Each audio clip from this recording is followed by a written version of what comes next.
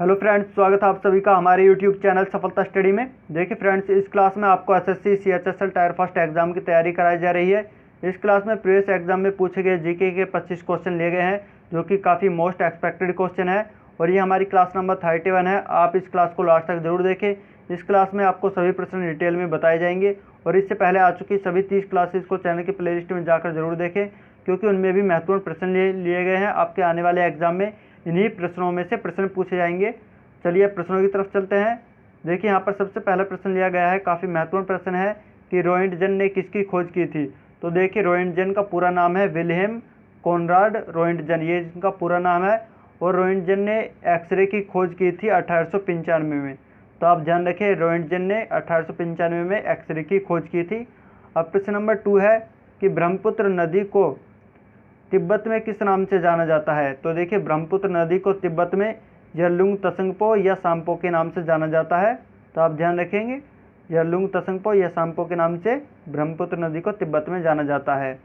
अब next question देखते हैं। क्वेश्चन नंबर 3 है कि लिपुलेख दर्रा किस राज्य में है। तो ये लिपुलेख दर्रा ये उत्तराखंड राज्य में स्थित है। तो यहाँ पर उत्तराखंड आपका करेक्ट आंसर है। अब प्रश्न नंबर 4 है कि लावणी नृत्य किस राज्य से संबंधित है। देखिए हमने लोक नृत्य से संबंधित एक महत्वपूर्ण क्लास बनाई है, आप उस क्लास को जरूर देखें, क्योंकि उसमें सभी राज्य और उनसे डांस के रिलेटेड सभी प्रश्न लिए गए हैं, सभी डिटेल में बताए गए हैं और प्रीवियस ईयर में पूछे गए क्वेश्चन भी लिए गए हैं। तो आप उस क्लास को जरूर देखें। तो इसमें जो लावणी नृत्य है महाराष्ट्र राज्य से संबंधित है। तो यहाँ पर महाराष्ट्र आपका करेक्ट आंसर है। अब नेक्स्ट क्वेश्चन प्रश्न नंबर 5 है कि नाबार्ड की स्थापना कब हुई थी। तो देखिए नाबार्ड की स्थापना ये 12 जुलाई 1982 को हुई थी। तो यहाँ पर 12 जुलाई 1982 आपका करेक्ट आंसर है। एग्जाम में नाबार्ड की फुल फॉर्म भी पूछ ली जाती है। तो नाबार्ड की फुल फॉर्म है national bank for agriculture and rural development, यह नाबार्ड की फुल फॉर्म है। और देखिए नाबार्ड के जो वर्तमान में चेयरमैन है वो है हर्ष कुमार भनवाला, यह नाबार्ड के वर्तमान में चेयरमैन है। और नाबार्ड का मुख्यालय कहाँ पर है, मुंबई में स्थित है। तो आप सारी जानकारी ध्यान रखें, क्योंकि एग्जाम में इससे संबंधित प्रश्न जरूर पूछे जाते हैं। अब प्रश्न नंबर 6 देखते हैं, जो कि करंट अफेयर से पूछा गया है। इसमें पूछा गया है कि 2022 महिला एशियाई कप की मेजबानी का अधिकार हाल ही में किस देश को मिला है। तो देखिए 2022 में होने वाले महिला एशियाई कप की मेजबानी का अधिकार भारत को मिला है। तो यहाँ पर भारत आपका करेक्ट आंसर है। यह करंट अफेयर से पूछा गया प्रश्न है। करंट अफेयर देखिए प्रत्येक एग्जाम में पूछी जाती है। तो आप करंट अफेयर्स पढ़ने के लिए हमारे टेलीग्राम ग्रुप को ज्वाइन कर लें। इसका लिंक आपको वीडियो के डिस्क्रिप्शन में दिया गया है। वहाँ पर आपको डेली करंट अफेयर्स और वीकली करंट अफेयर्स हिंदी और इंग्लिश दोनों लैंग्वेज में प्रोवाइड कराई जाती हैं। तो आप टेलीग्राम ग्रुप को जरूर ज्वाइन करें। देखिए प्रश्न नंबर 7 है कि रोवर्स कप कब शुरू किए गए थे। तो देखिए रोवर्स कप ये 1891 में शुरू किए गए थे। और रोवर्स कप किस खेल में दिए जाते हैं। तो ये फुटबॉल खेल में दिए जाते हैं। तो आप ध्यान रखें। देखिए हमने सभी स्पोर्ट्स और उनमें दिए जाने वाले कप और ट्रॉफी से संबंधित एक वीडियो बनाई है क्लास, उसमें सभी ट्रिक के माध्यम से बताई गई है। काफ़ी सिंपल ट्रिक है, क्योंकि एग्जाम में ऐसे भी पूछा जाता है कि रोवर्स कप किस खेल से संबंधित है। तो ये फुटबॉल खेल से संबंधित है। इसकी हमने आसान सी ट्रिक बताई है। तो आप उस क्लास को जरूर देखें। उस क्लास का लिंक आपको वीडियो के डिस्क्रिप्शन में मिल जाएगा। चलिए अब प्रश्न नंबर 8 देखते हैं। देखिए प्रश्न नंबर 8 में पूछा गया है कि भाखड़ा नागल बांध किस नदी पर स्थित है। तो ये भाखड़ा नागल बांध ये सतलज नदी पर स्थित है। यहाँ पर सतलज नदी आपका करेक्ट आंसर है। और ये कहाँ पर है, किस प्रदेश में है। तो हिमाचल प्रदेश में स्थित है और इसको 1963 ईस्वी में बनाया गया था। तो आप ध्यान रखेंगे कि भाखड़ा नागल बांध को हिमाचल प्रदेश में सतलज नदी पर 1963 में बनाया गया था। अब प्रश्न नंबर 9 देखते हैं। प्रश्न 9 में पूछा गया है कि 44वां संविधान संशोधन कब लागू किया गया था। तो 44वां संविधान संशोधन ये 1978 में लागू किया गया था। और किस लिए लागू किया गया था, इस संशोधन में संपत्ति के अधिकार को हटाया गया है। तो आप ध्यान रखें, 44वें संविधान संशोधन में संपत्ति के अधिकार को हटाया गया है। ये 1978 में लागू किया गया था। देखिए आपको क्लास पसंद आ रही है तो प्लीज़ लाइक करें और अपने सभी फ्रेंड्स के पास शेयर जरूर कर दें। अब प्रश्न नंबर 10 है कि गॉड ऑफ स्मॉल थिंग्स पुस्तक के लेखक कौन है। तो देखिए गॉड ऑफ स्मॉल थिंग्स पुस्तक के लेखक हैं अरुंधति रॉय। इन्होंने ये लेखिका हैं गॉड ऑफ स्मॉल थिंग्स की। आप ध्यान रखें, एग्जाम में इससे संबंधित जरूर प्रश्न पूछे जाते हैं। चलिए देखिए प्रश्न नंबर 11 है ईडन गार्डन की स्थापना कब हुई थी। तो देखिए ईडन गार्डन की स्थापना ये 1864 में हुई थी। तो यहाँ पर 1864 आपका करेक्ट आंसर है। और ये ईडन गार्डन कहाँ स्थित है? तो ये कलकत्ता पश्चिम बंगाल में स्थित है, आप ये भी ध्यान रखेंगे। अब प्रश्न नंबर 12 है कि जनगणना 2011 के अनुसार केरल का लिंगानुपात कितना है? तो देखिए जनगणना 2011 के अनुसार केरल का लिंगानुपात 1084 है। 1084 महिला प्रति 1000 पुरुष, तो आप ध्यान रखेंगे। तो यहाँ पर 1084 आपका करेक्ट आंसर है। प्रश्न नंबर 13 है वर्तमान में भारत के थल सेना अध्यक्ष कौन है? तो वर्तमान में भारत के थल सेना अध्यक्ष हैं मनोज मुकुंद नरवणे। ये वर्तमान में भारत के थल सेना अध्यक्ष हैं, तो आप ध्यान रखें। अब प्रश्न नंबर 14 है कि भूटान से भारत के कितने राज्यों की सीमा लगती है? तो देखिए भूटान से भारत के 4 राज्यों की सीमा लगती है। वो 4 राज्य कौन से हैं? वो हैं सिक्किम, असम, अरुणाचल प्रदेश और पश्चिम बंगाल। इन 4 राज्यों की सीमा भूटान से लगती है, तो आप ध्यान रखें। ये 4 राज्य है सिक्किम, असम, अरुणाचल प्रदेश और पश्चिम बंगाल। चलिए प्रश्न नंबर 15 है। देखिए प्रश्न नंबर 15 में पूछा गया है, यह भी करंट अफेयर से यहाँ पर प्रश्न लिया गया है कि किस साइकिल कंपनी ने हाल ही में अपनी अंतिम यूनिट को विश्व साइकिल दिवस के मौके पर बंद कर दी है? तो देखिए जो एटलस साइकिल कंपनी है उसे ये हाल ही में इसकी अंतिम यूनिट जो कि उत्तर प्रदेश के गाजियाबाद में है, इसको हाल ही में बंद किया गया है। तो आप ध्यान रखेंगे क्योंकि एग्जाम आने वाले एग्जाम में इससे संबंधित प्रश्न पूछे जा सकते हैं। अब प्रश्न नंबर 16 है विश्व महिला शतरंज चैंपियनशिप 2020 का खिताब किसने जीता है? तो देखिए विश्व महिला शतरंज चैंपियनशिप 2020 में आयोजित हुए थे। ये 2020 का खिताब जू वेनजुन ने जीता है जो कि चीन की रहने वाली हैं।